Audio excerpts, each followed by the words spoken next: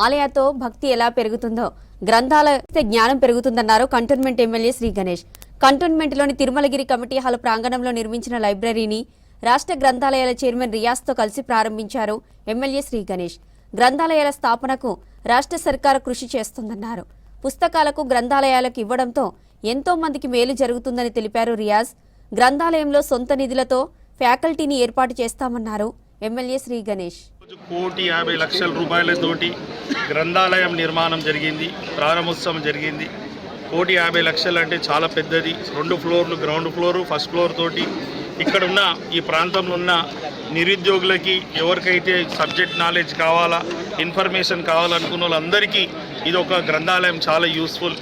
మనకందరికీ తెలుసు ఏ విధంగా ఒక ఆలయం నిర్మిస్తే ఇట్లా భక్తి పెరిగితే సొసైటీ బాగుంటుందో అదే మాదిరిగా ఒక గ్రంథాలయం నిర్మిస్తే ఒక తరం విఘ్నులు అవుతారు. ఎంతో గ్రంథాలయంలో ఈ పుస్తకాలు చదివితే అందరికీ ఇక్కడ పుస్తకాలు చదివేవారు పేదలు కావచ్చు, ధనికులు కావచ్చు, ఎవరైనా సమానమే. అందరికీ పుస్తకాలు అదే చదువుకున్న వాళ్ళు వాళ్ళ తెలివితేటలు పెరుగుతుంది, అన్నిటికీ యూస్ఫుల్. ఇప్పుడు ప్రైవేట్లో కొంతమంది ఉన్నవాళ్ళు ఇంటర్నెట్ కావచ్చు, వేరే వేరే విషయాల్లో వేరే కోచింగ్ సెంటర్కి వెళ్ళి వాళ్ళు పుస్తకాలు తీసుకొని చదువుకునే కెపాసిటీ ఉంటుంది. చాలామంది మన పేదవాళ్ళు కూడా ఐఏఎస్లు, ఐపీఎస్లు మంచి మంచి ఉన్నత స్థాయికి వెళ్ళాలని అనుకుంటారు, కానీ వారికి వసతులు లేక వారు వెనుక పడిపోతారు. కాబట్టి ప్రభుత్వం మరియు ఈ గ్రంథాలయ మేడ్చల్ డిస్టిక్ చైర్మన్ శ్రీనివాస్ రెడ్డి అన్న, స్టేట్ గ్రంథాలయ చైర్మన్ రియాజ్ గారు బాగా కృషి చేసి దీనికి ఇక్కడ 1,50,00,000 తిరుమలగిరికి, 1,50,00,000 బొలారంకి, 1,50,00,000 రూపాయలు బోయినపల్లి ప్రాంతాన్ని కూడా కేటాయించడం జరిగింది.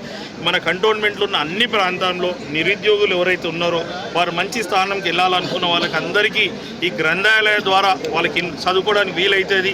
Any competitive exams state government సంబంధించవచ్చు, సెంట్రల్ గవర్నమెంట్ సంబంధించింది, అన్నిటికీ ఈ గ్రంథాలయం చాలా యూస్ఫుల్. గ్రంథాలయాల విజ్ఞాన భాండాగారం ఏదైతుందో శ్రీ పైలం శిరోపాలన తప్పంతో ఈరోజు ప్రజాప్రభుత్వం గౌరవనీయులు రేవంత్ రెడ్డి గారి నాయకత్వంలో ఈరోజు మేము ముందుకు వచ్చి దాదాపుగా 1,50,00,000తో కూడుకున్న ఈ భవంతి ఏదైతుందో ఇది ఈరోజు అందరి సాక్షిగా రీడర్స్కి, చదువులకి